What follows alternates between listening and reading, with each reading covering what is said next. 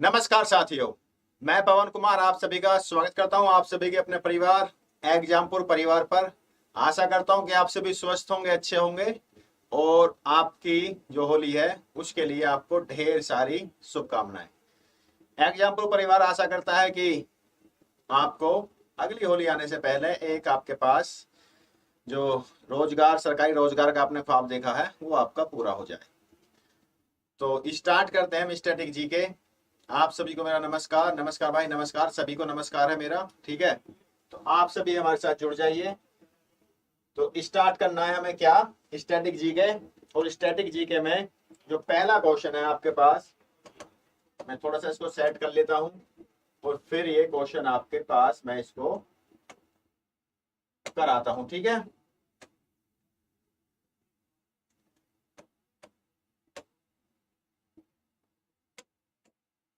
बताइए वित्त विधेयक किस सदन के पटल पर रखे जाते हैं? लोकसभा के, राज्यसभा के, दोनों सदनों के संयुक्त अधिवेशन में या दोनों सदनों में? ठीक है, तो क्वेश्चन क्या है? वित्त विधेयक आर्टिकल 117 में आ जाएगा ये। किस उस पर रखे जाते हैं? ठीक है, तो ये रखे जाएंगे भाई, राष्ट्रपति की सहमति से पेश होता है, महामहिम राष्ट्रपति जी की सहमति से।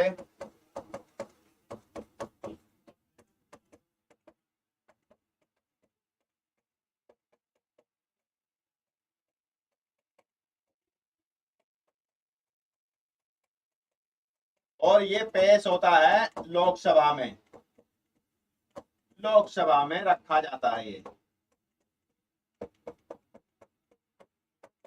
ठीक है भाई, ये रखा जाएगा आपका लोकसभा में। दूसरा इसमें क्या है कि 75 दिन के अंदर अंदर, 75 दिन अधिकतम है इसके, 75 दिन के अंदर अंदर यानी कि अधिकतम इसको संसद से पास होना आवश्यक है इसका।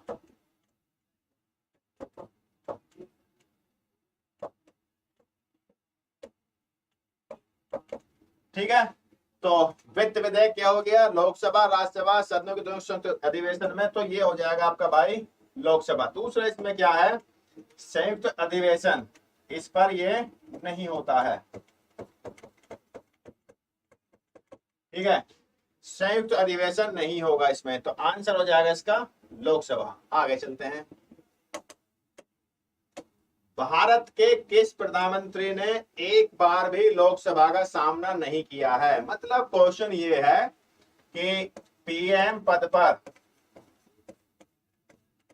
पर रहते हुए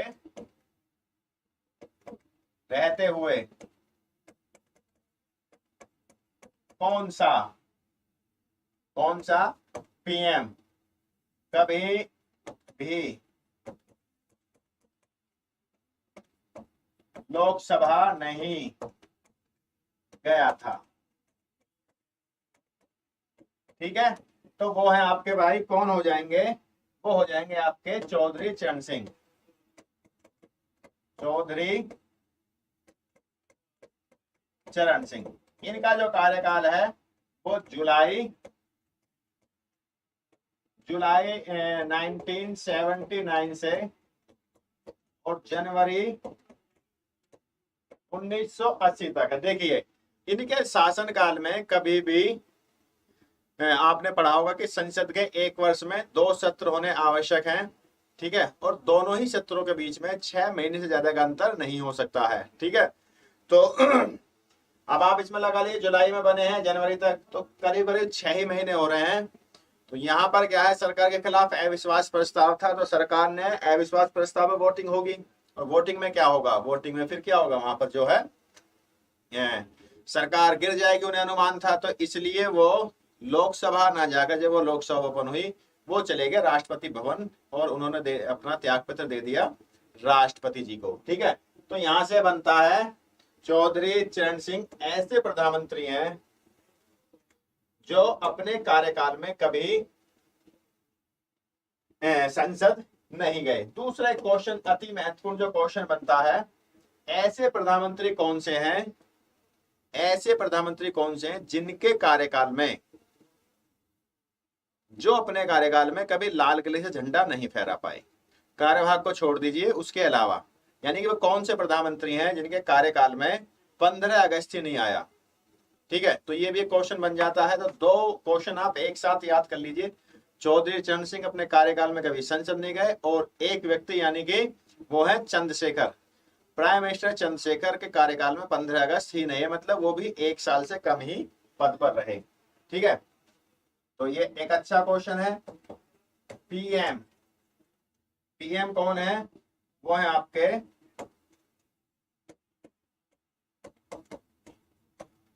चंद्रशेखर।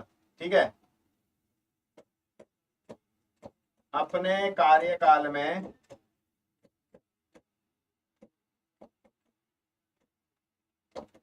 कभी भी कभी भी लाल किले से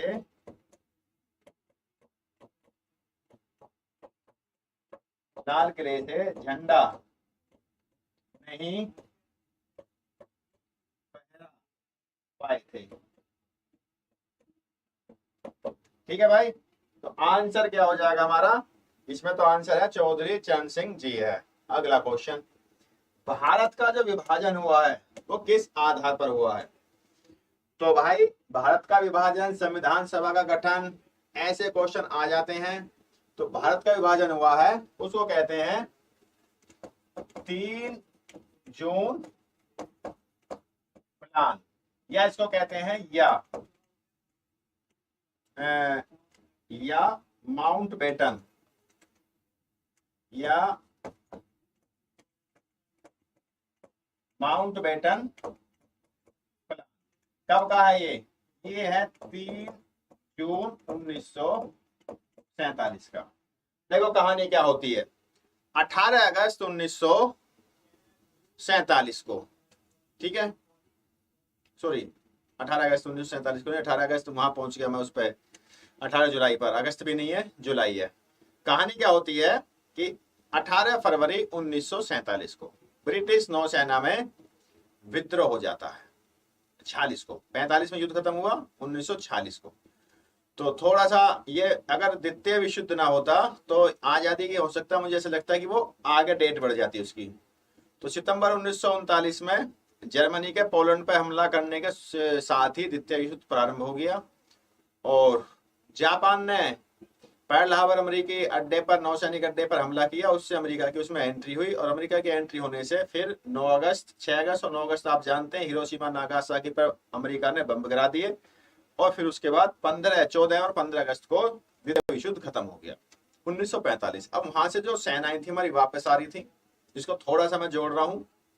तो जब सेनाएं वापस आ रही है, भारतीय सेनाएं, उसमें ब्रिटिश रॉयल नेवी गई थी भारत से, भाग लिया था भारत से, तो वो भी वापस आ रही है। तो 18 अगस्त 1900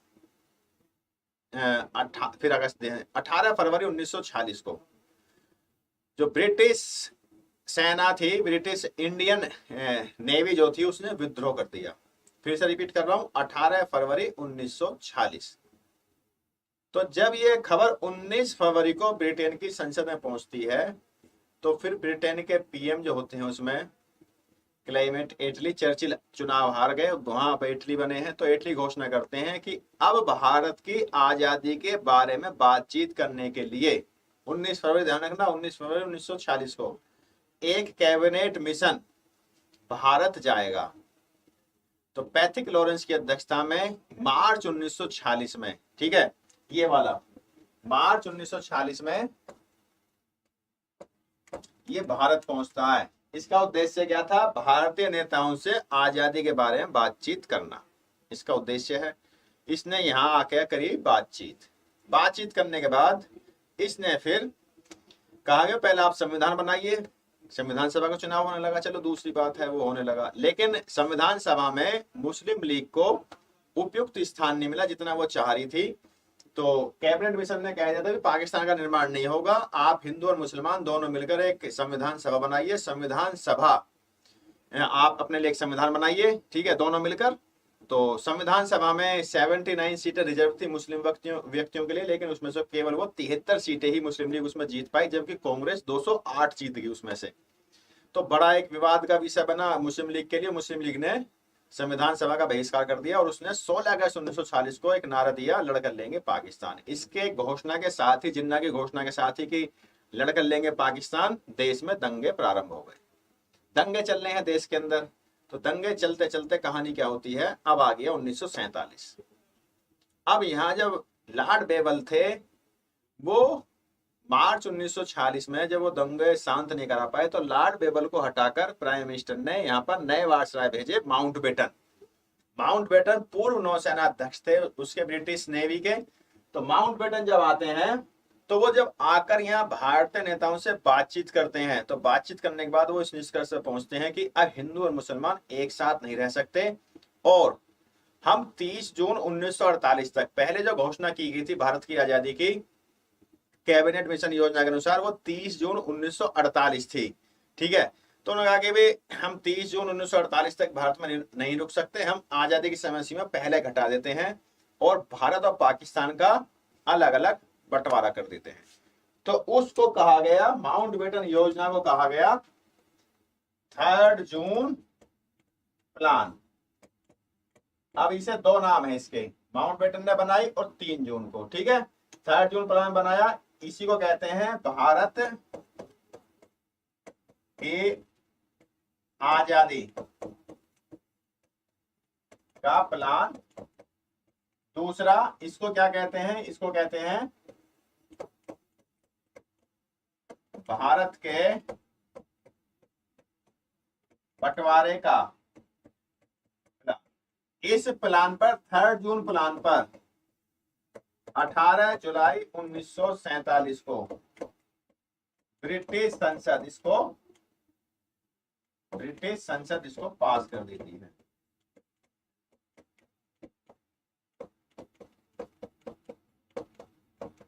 ठीक है भाई, तो ये हो जाता है, क्या हो जाता है, माउंटबेटन योजना के द्वारा। अगला क्वेश्चन, वर्ष 1917 प्रसिद्ध है किसके लिए? जटलैंड के युद्ध के कारण, ट्रैफेगले के युद्ध के कारण, प्रथम विश्व युद्ध के कारण। प्रथम विश्व युद्ध तो 1914 से है भाई, है 14 से 19 हो जाएगा, या रूसी क्रांति के कारण। ठीक है, तो ट्रैफेगले का युद्ध तो 1805 में हुआ, जटलैंड का 1916 में हुआ है, और रूसी क्रांति हुई भाई 1917 में। तो आंसर हो जाएगा रूसी क्रांति के कारण 1917। अगला बताइए, संविधान सभा का पहला अधिवेशन कहाँ हुआ था? मुंबई में, कोलकाता में? है संविधान सभा का पहला अधिवेशन कहाँ हुआ था? अच्छा, मुंबई में, कोलकाता में, लाहौर में या दिल्ली में? बताइए। तो काउंसिल चैम्बर काउंसलिंग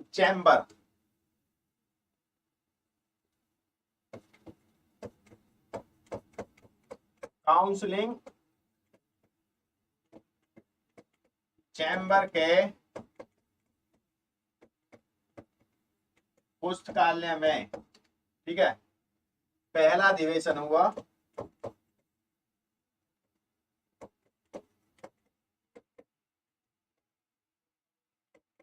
कहां पर? दिल्ली में। ठीक है, कब हुआ, डेट क्या है? डेट है 9 दिसंबर 1946 में। ठीक है, और कितने सदस्यों ने भाग लिया? सदस्य कितने थे इसमें?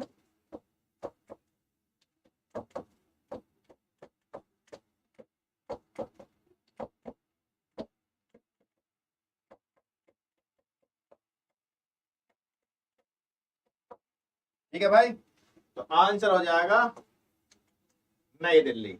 अगला क्वेश्चन, भारतीय संविधान किस संवैधानिक व्यवस्था से मिलता है? किससे लिया गया है? अमेरिका से, इंग्लैंड से, फ्रांस से या रूस से? तो करीब करीब किसी न किसी देश से कुछ न कुछ उठा लिया गया है। ठीक है, तो कानून का शासन, विधायी प्रशासन, कैबिनेट प्रणाली।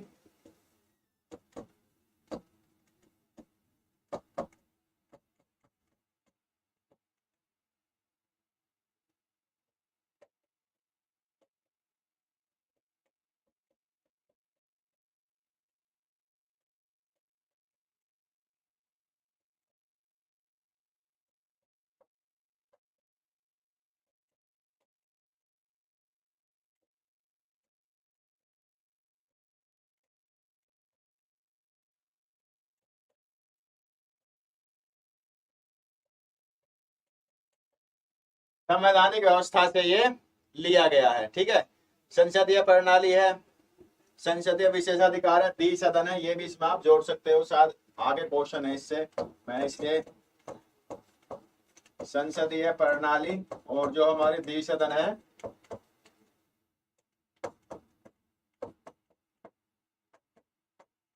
ये सब हमने लिया है यूके से। तो आंसर हो जाएगा हमारा यूके।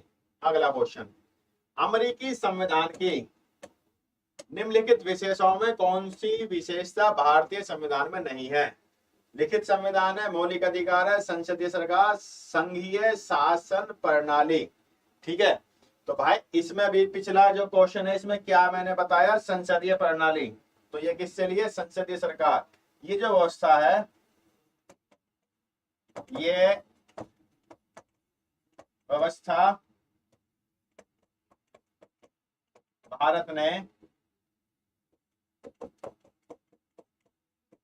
ब्रिटिश संसदीय सरकार से ली है। ठीक है, तो ये क्या हो जाएगा हमारा, संसदीय सरकार।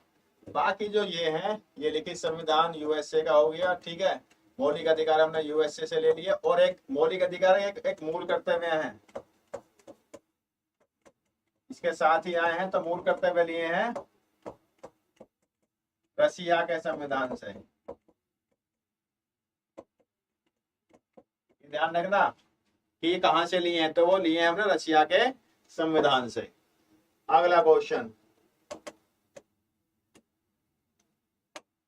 भारतीय संविधान में वर्णित मौलिक कर्तव्य कब समाहित किए गए थे? ठीक है, तो सरदार स्वर्ण सिंह समिति की सिफारिशों के बाद, ठीक है, सरदार स्वर्ण सिंह की समिति की सिफारिशों के बाद प्राइम मिनिस्टर कौन थी? पीएम इंदिरा गांधी जी ने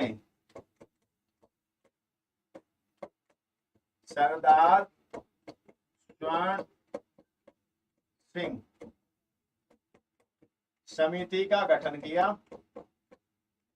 उन्होंने कहा कि लोगों को अपने देश के प्रति जो मौलिक कर्तव्य है उसका कैसे ज्ञान हो। ठीक है, उनका क्या कर्तव्य होना चाहिए, समिति का गठन किया। उद्देश्य क्या था? लोगों को देश के प्रति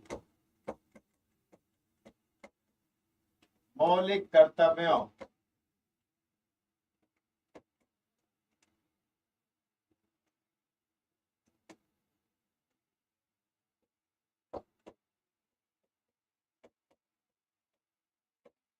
का आह्वान कराना। तो इन्होंने क्या किया 1976 में, ठीक है, 1976 में 42वें संविधान संशोधन द्वारा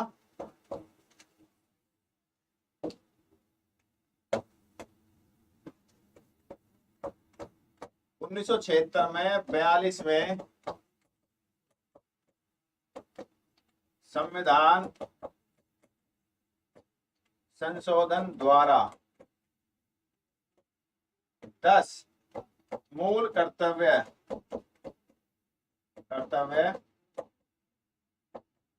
संविधान में जोड़े गए। प्रेजेंट में 11 हैं। ठीक है,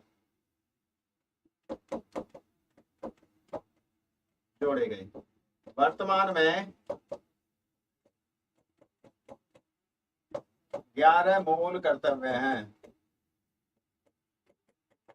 ठीक है, वर्तमान में है भाई, इसमें 11 मूल कर्तव्य। जो 11वां है वो 86वें संविधान संशोधन द्वारा 2002 में, इसमें नोट कर सकते हो, 11वां 86वां संशोधन 2002, वाजपेयी जी प्राइम मिनिस्टर। ठीक है, और क्या है वो 6 से 14 वर्ष के बालक को जो उसके अभिभावक हैं अनिवार्य शिक्षा देंगे। ठीक है, ध्यान कर लेना, अभिभावक, उसके जो अभिभावक हैं उसको अनिवार्य रूप से शिक्षा देंगे। ये 11वां मूल कर्तव्य श्री अटल बिहारी वाजपेयी जी की सरकार ने इसको जोड़ा था। ठीक है, और संविधान के भाग अच्छा भाग नहीं लिखाया, संविधान के भाग 4(1) में आर्टिकल 51A में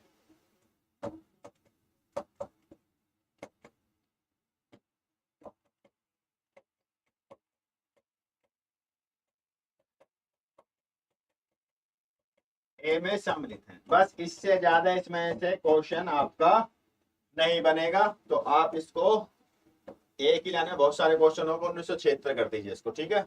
अगला क्वेश्चन, इनमें से कौन बिना लोकसभा का सदस्य हुए सदन को संबोधित कर सकता है? Solicitor general of India, attorney general of India, मुख्य चुनाव आयुक्त या भारत का मुख्य न्यायाधीश? तो मैंने अभी शायद पहली क्लास में, कल की क्लास में था या ये मैराथन में आया था क्वेश्चन, शायद कल की नहीं, आपकी क्लास में नहीं था, नहीं कराया तो था, मैराथन में तो था ये क्वेश्चन कि वो कौन है। भारत के मुख्य चुनाव आयुक्त नहीं जा सकते, मुख्य न्यायाधीश नहीं जाएंगे वहां पर, ठीक है। अटॉर्नी जनरल जाएंगे, सॉलिसिटर जनरल ऑफ इंडिया जाएंगे, तो भारत का महान्यायवादी, ठीक है, अटॉर्नी जनरल ऑफ इंडिया, ठीक है। कल की क्लास में तो था जो मैराथन ली थी संडे को, महान्यायवादी,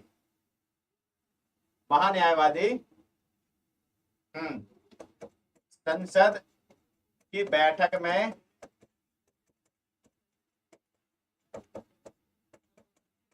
भाग ले सकता है, बोल सकता है, लेकिन वोट नहीं कर सकता।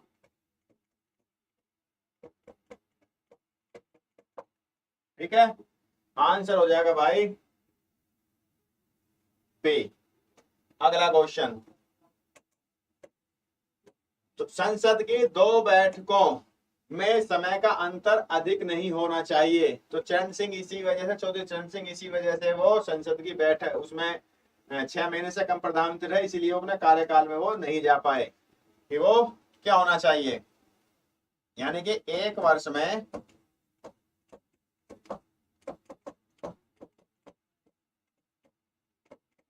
संसद की 2 बैठकें होना आवश्यक है, ठीक है। और किन्हीं भी 2 बैठकों के बीच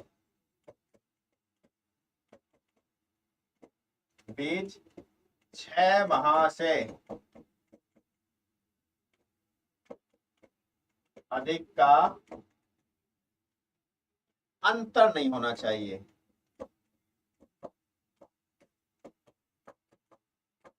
अंतर नहीं होना चाहिए, ठीक है भाई। ये हो जाएगा आपका 6 माह 6 महीने से,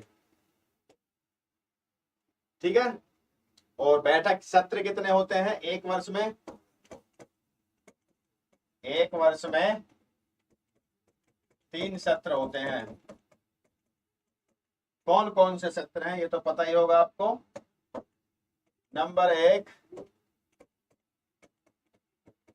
बजट सत्र, नंबर 2 वर्षा सत्र, और भाई नंबर 3 शीत सत्र।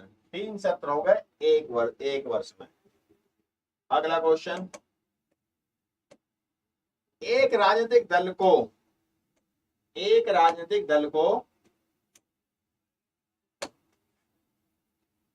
को संसद के प्रमुख विपक्षी दल की भूमिका निभाने के लिए कितने सदस्य होने चाहिए?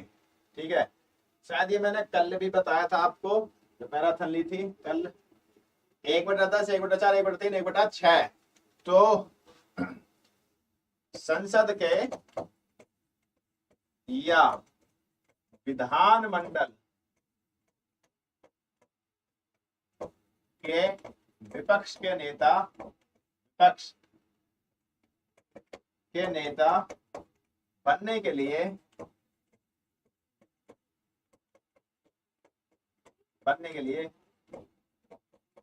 कम से कम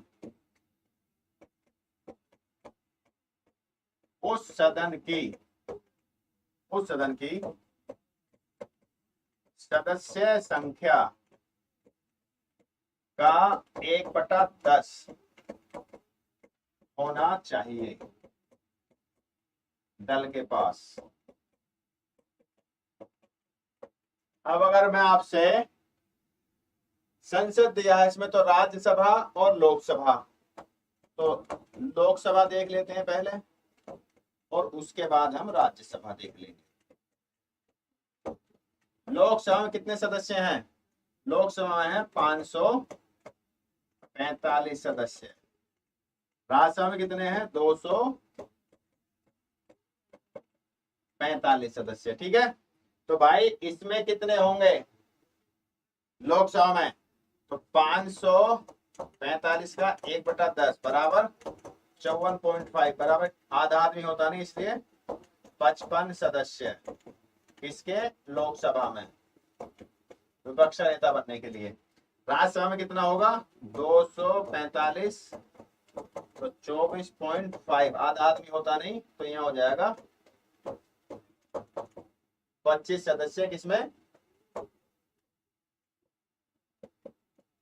राज्यसभा। आया समझ में? यानी कि आपसे संख्या पूछ सकता है वो कि संख्या कितनी होगी, तो लोकसभा में 55 सदस्य हैं, ठीक है, और इसको ध्यान रखना और इसको ध्यान रखना, ठीक है। लोकसभा के 55 पर विपक्ष की नेता मान्यता मिलेगी और राज्यसभा की 25 से मान्यता मिलेगी। अगला क्वेश्चन, उच्च न्यायालय में न्यायाधीशों की संख्या कितनी होती है का निर्णय कौन लेगा? राज्य सरकार, राष्ट्रपति, संसद, या बताइए। ये कह रहा है उच्च न्यायालय। अगर यहां एक शब्द हो सकता था उच्चतम, तो फिर क्वेश्चन का आंसर बदल जाता, ठीक है। तो हाई कोर्ट में जजों की संख्या कितनी होगी? ठीक है, तो ये कह रहा हाई कोर्ट में न्यायाधीशों की संख्या कितनी होनी चाहिए का निर्णय लेते हैं, ठीक है। और अगर क्वेश्चन होता सुप्रीम कोर्ट में जजों की संख्या कितनी होगी, इसका निर्णय कौन लेगा, ठीक है। ठीक है, तो भाई इसको हम देख लेते हैं।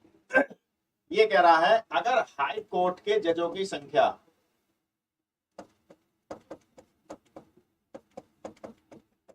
आता है तो आप कर देंगे राष्ट्रपति।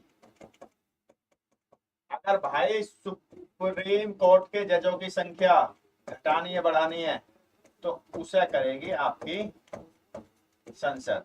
सुप्रीम कोर्ट में फिलहाल 33+1 बराबर 34 जज। तो क्वेश्चन थोड़ा सा पढ़ने वाला है, ठीक है, और उसी में आप 2 क्वेश्चन इसमें तैयार कर सकते हैं। तो हाई कोर्ट के जजों की संख्या जो है वो महामहिम राष्ट्रपति निश्चित करेंगे, जबकि सुप्रीम कोर्ट के जजों की संख्या हमारी संसद निश्चित करेगी, ठीक है। ऐसा में सामान्य सा क्वेश्चन है। और सबसे बड़ा हाई कोर्ट कौन सा है?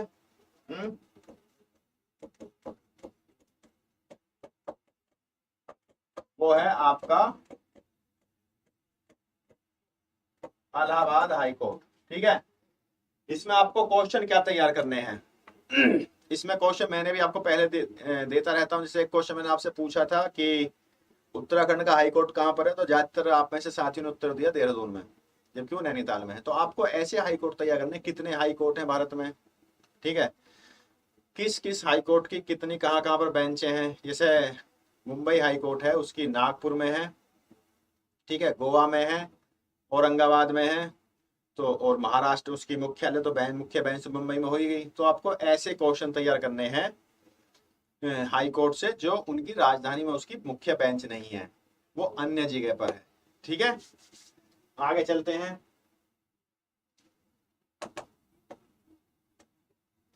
राष्ट्रीय एकता परिषद की अध्यक्षता कौन करता है? तो भाई राष्ट्रीय एकता परिषद की जो अध्यक्षता करते हैं वो करते हैं प्रधानमंत्री जी।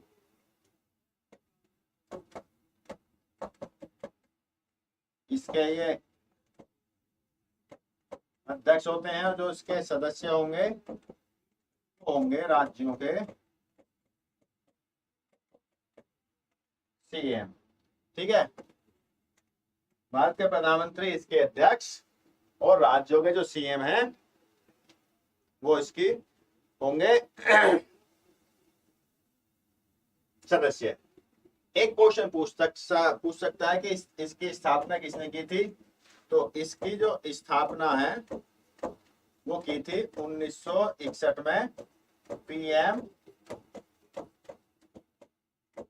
नेहरू जी ने। ठीक है भाई, अगला क्वेश्चन, भारत के किस राज्य में चीता सर्वाधिक पाया जाता है। तो टाइगर स्टेट किसको कहते हैं। टाइगर स्टेट कहते हैं एमपी को।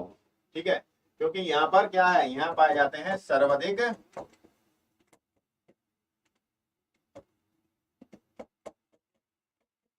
चीते पाए जाते हैं। ठीक है, तो सर ये और पूछ सकता है कि ये दूसरा कितने चीते हैं। तो 526 है। इसके बाद अगर ये ना हो तो फिर दूसरा कौन सा होगा। तो फिर होगा मध्य प्रदेश, कर्नाटक और उत्तराखंड। पहले नंबर पर आपका एमपी है, दूसरे पे कर्नाटक है और तीसरे पे आपका उत्तराखंड। ठीक है, तो इसको क्या कहेंगे, सर्वाधिक चीते यानी कि टाइगर चीते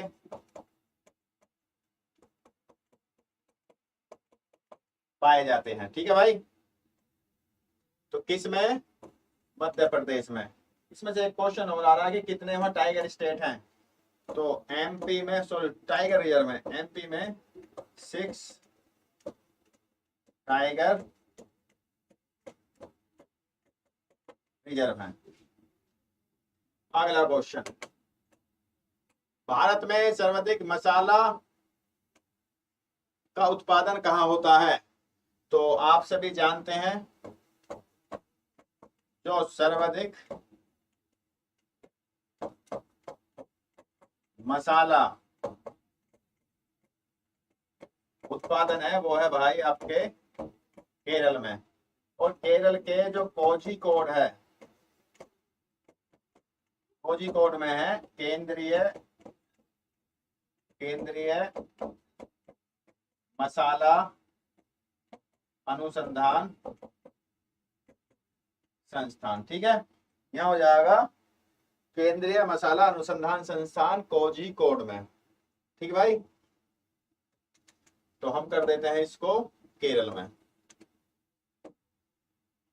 अगला, सहकारी अमूल डेयरी स्थित है। सहकारी अमूल डेयरी स्थित है अहमदाबाद में, गांधीनगर में, पश्चिम बंगाल में या नोएडा में। अच्छा, नोएडा, हम नोएडा से पढ़ा रहे हैं, क्लास नोएडा से चल रही है। ठीक है, तो गांधीनगर में, अहमदाबाद में या पश्चिम बंगाल में। तो पश्चिम बंगाल काट दीजिए, नोएडा काट दीजिए, गांधीनगर में से या अहमदाबाद में से एक पकड़ लीजिए। ठीक है, तो ये आनंद में है और इसकी स्थापना की गई है 1946 में। आनंद सरकारी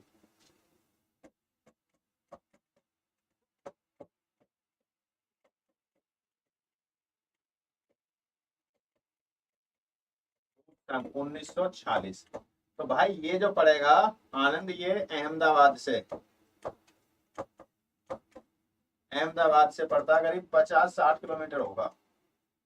50 किलोमीटर गया हुआ मैं इस जगह। तो अहमदाबाद से ट्रेनें जाती हैं और वो ट्रेन जो अहमदाबाद से मुंबई जाती हैं, तो मुंबई जाती हैं या मुंबई से यहाँ आती हैं, तो उसके बीच में ही ये आनंद पड़ता है। ठीक है, तो यहाँ जाना हुआ है एक बार। चलो, आप भी जानते हो किस लिए गए होंगे हम। अच्छा शहर है अहमदाबाद, भी अच्छा शहर है। डबल डेकर ट्रेन पहली बार वहीं देखी थी, आनंद में, डबल डेकर। तो बड़ा आश्चर्य हुआ, डबल डेकर मतलब ट्रेन ऊपर नीचे वहां चलती है, डबल डेकर। महानदी स्थित हीराकुंड परियोजना किस राज्य में है? तो आप सभी जानते हैं, बिना एक लाइन का क्वेश्चन है कि उड़ीसा राज्य में महानदी पर क्या बना है? हीराकुंड बांध बना है। ठीक है, आंसर हो जाएगा हमारा उड़ीसा। अगला क्वेश्चन बताइए, भारत में सोना कहाँ पाया जाता है? खेतरी में, कटनी में, पन्ना में। पन्ना में तो क्या मिलता है?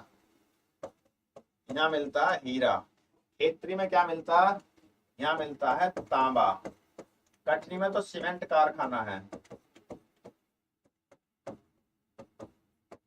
ठीक है, मध्य प्रदेश में है ये। और कोलार, कोलार कर्नाटक, ये है भाई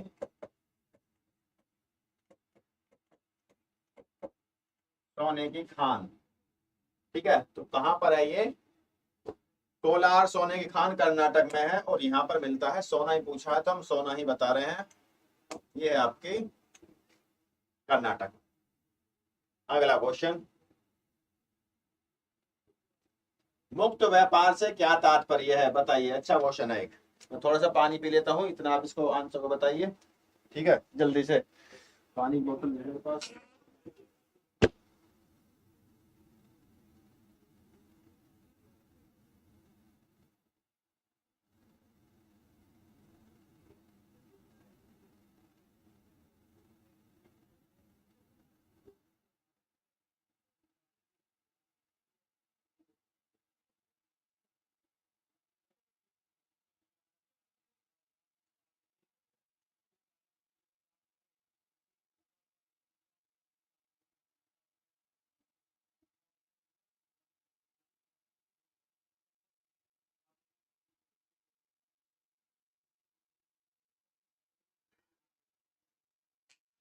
तो बताइए भाई, मुक्त व्यापार से क्या तात्पर्य है? आयात को कम किया जाता है। आयात एवं निर्यात पर कोई प्रतिबंध नहीं होता है। आयात और निर्यात पर कोई शुल्क नहीं होता है। आयातित वस्तुएं कर मुक्त होती हैं। तो बताइए कैसा होगा?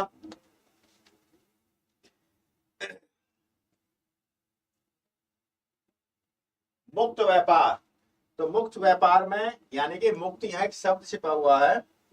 मुक्त, फ्री, फ्री ट्रेड। तो मतलब फ्री का मतलब है कोई प्रतिबंध ना हो यहाँ, ही तो होगा। तो यानी कि एक ऐसी, कहते हैं ना हमारी मुक्त अर्थव्यवस्था है। तो मुक्त अर्थव्यवस्था मतलब आयात और निर्यात पर कोई भी प्रतिबंध ना हो, उसे कहते हैं मुक्त अर्थव्यवस्था। और इसमें जो क्वेश्चन पूछा है, आयात एवं निर्यात पर कोई प्रतिबंध नहीं हो, उसको कहेंगे मुक्त व्यापार। आया समझ में? आगे चलते हैं। आगे समझ में तो भाई आपसे रिक्वेस्ट है कि आप लाइक कर दीजिए एक बार सेशन को, और सब्सक्राइब कर लीजिए चैनल को अगर आपने सब्सक्राइब नहीं किया है। और आपसे रिक्वेस्ट है कि इसको शेयर भी कर दीजिए। ठीक है, तो अगला क्वेश्चन है आपके पास, क्या है कि भारत में सर्वप्रथम पत्र मुद्रा का चलन कब प्रारंभ हुआ था? ठीक है, तो बताइए 1806 में, 1542 में ले गया। 1542 में ये किसका समय है? अच्छा बता देता हूँ, चलो 1680 और 1601 में। ठीक है, तो मैं आपको इससे पहले कहानी बता देता हूं। तो 1707 में बैंक ऑफ हिंदुस्तान कलकत्ता ने, 1780 में पहली बार बैंक ऑफ हिंदुस्तान कलकत्ता ने पत्र मुद्रा जारी की थी। ठीक है भाई, अब इसमें ये तो है नहीं, फिर क्या होगा? दूसरा ऑप्शन, जो नोट का प्रचलन हुआ है वो पेपर एक्ट 1861, यानी कि नोट का जो प्रचलन हुआ वो पेपर एक्ट 1861 के तहत हुआ। क्या हमारे ऑप्शन में 1861 है? क्या हमारे ऑप्शन में 1861 है? नहीं है, तो 1806 ही आएगा इसमें। ठीक है, तो 1806 में 1861 नहीं है, 1780 नहीं है, ठीक है, तो इसमें 1806 ये सबसे नजदीक आंसर है। तो इसमें कर देंगे पत्र मुद्रा का चलन। लेकिन आपको ये ध्यान रखना है, अगर ऑप्शन में ये वाला होता है पहले तो आप इसको लगाएंगे, अगर ऑप्शन में ये ऑप्शन होता है तो आप सेकंड पे इसको लगाएंगे। और अब आ जाते हैं इसके जो ऑप्शन दिए हैं, ये क्या कह रहे हैं? ये कह रहा है 1542 रुपया नामक सिक्का, किसका? चांदी का, चांदी का शेरशाह सूरी ने चलाया।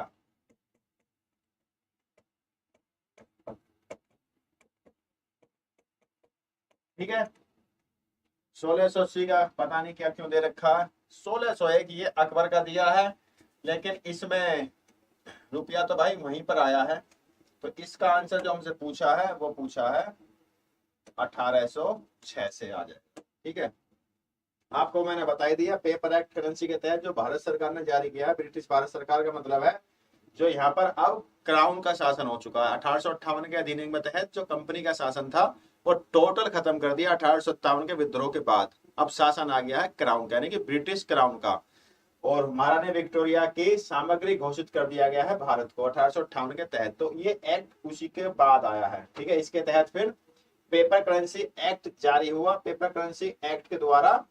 ठीक है, पेपर करेंसी एक्ट है ये।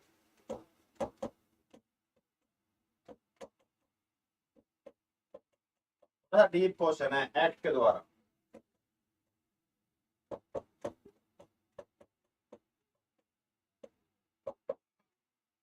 तो आगे चलते हैं। भारत में भारतीय राष्ट्रीय प्रतीक चिन्हों में कितने शेर दिखाई देते हैं? बताओ, सामान्य से क्वेश्चन है। 3, 4। तो राष्ट्रीय चिन्ह कहां, प्रतीक चिन्ह कहां से लिया गया है? सारनाथ का अशोक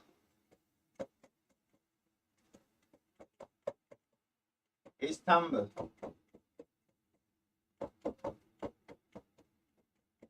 भारत का राष्ट्रीय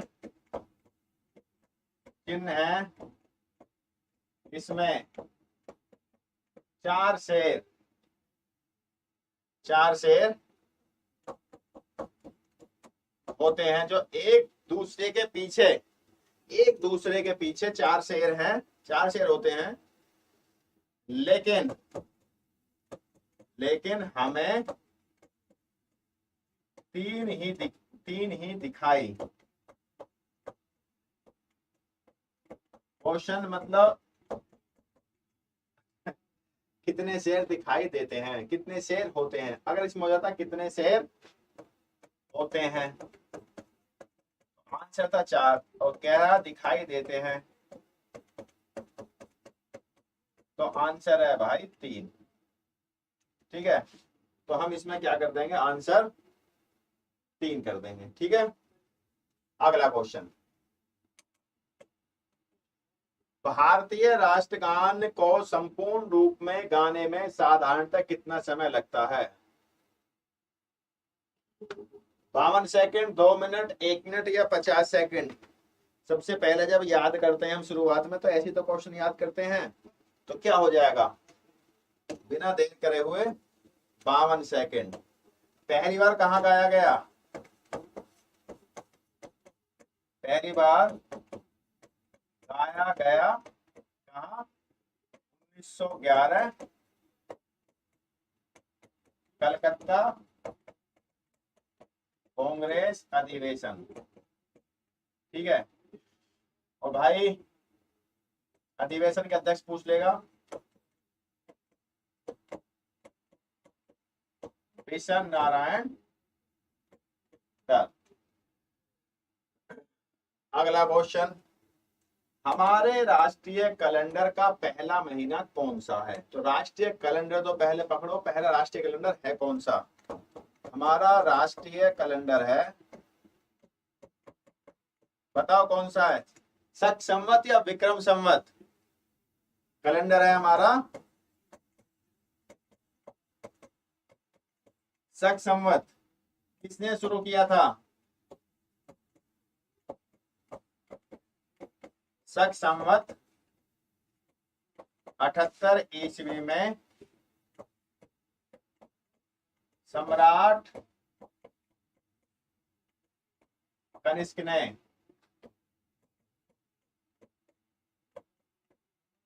शुरू किया था।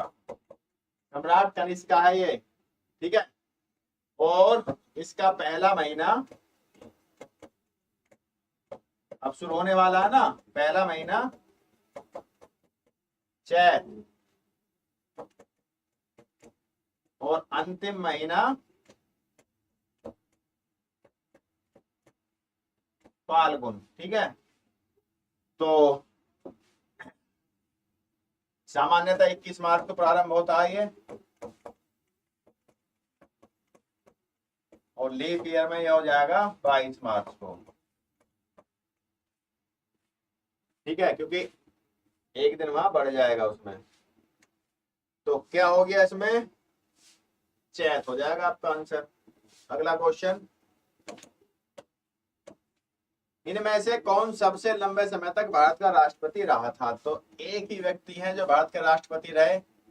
जाकिर हुसैन कब से कब तक रहे हैं, राधा कृष्णन कब से कब तक, वीवी गिरी कब से कब तक, ठीक है। तो राजेंद्र प्रसाद 1952 से 62, राधा कृष्णन 1962 से 67, जाकिर हुसैन 1967 से 69, और कार्यकाल में मृत्यु, ठीक है। और इसके बाद गिरी 1969 से 74। तो कौन हो गए भाई हमारे पास?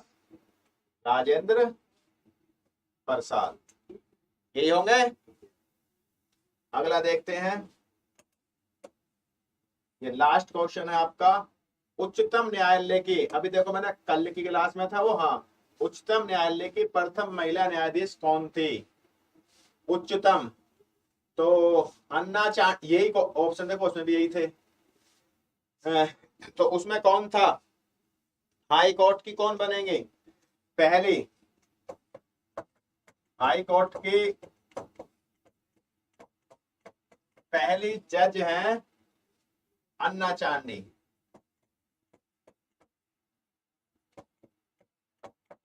1959 कहा? केरल में।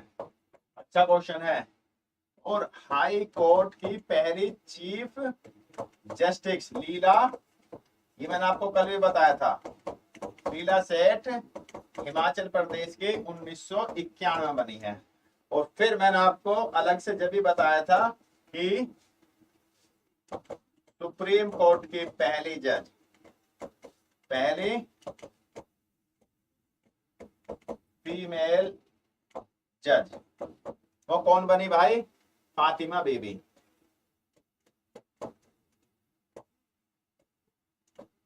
तो हमसे क्या पूछा? 4-5 क्वेश्चन हो गए इसमें क्लियर।